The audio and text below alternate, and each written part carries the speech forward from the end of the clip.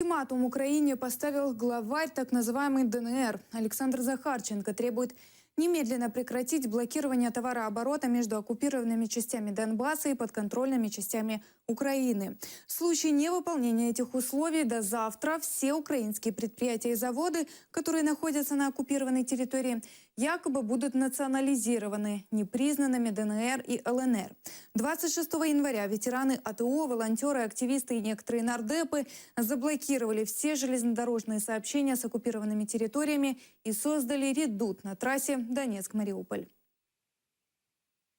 Вы прекрасно знаете, что в связи с блокадой железнодорожных путей остановили работу Янакиевский металлургический комбинат, некоторые другие предприятия. И прекрасно понимаю, что предприятия эти надо запускать, думать о людях.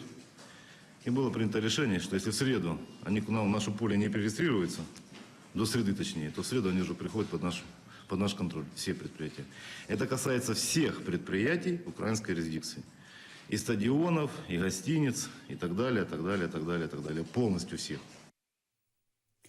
Блефом назвали все угрозы Захарченко в Министерстве по вопросам временно оккупированных территорий. Первый заместитель министра Георгий Тука заверил, переориентировать эти предприятия на российский рынок боевикам не удастся.